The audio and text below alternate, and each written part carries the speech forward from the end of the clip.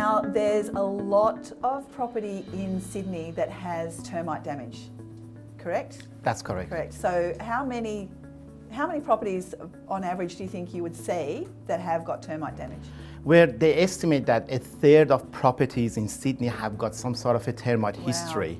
1/3. So if people are suddenly going to be put off, if there is a termite history with a property, they may lose on a very good bargain and a beautiful home.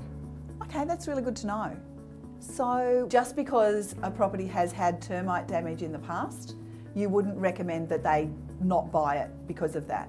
That's correct. I mean, we even had cases where there were active termites in a property. Wow, it's interesting. What we did then was to explain how much the management system would cost, how we can treat the termites, and the extent of termite damage.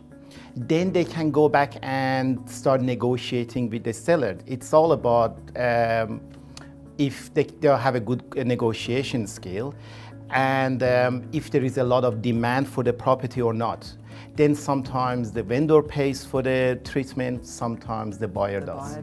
So it's really all about being aware, knowing the right questions to ask the agent then.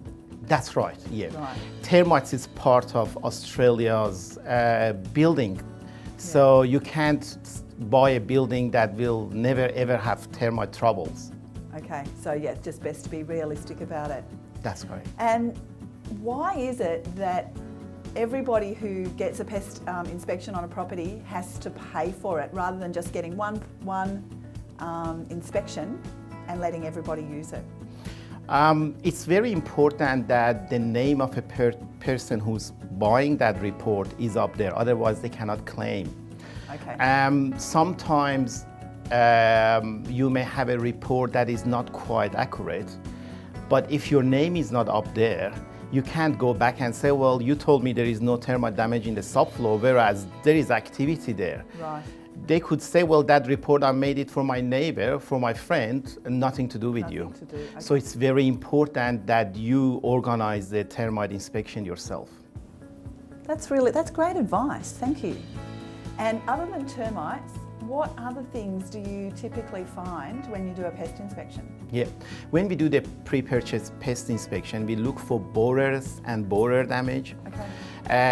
Borers, when they are in grub state, they start eating timber.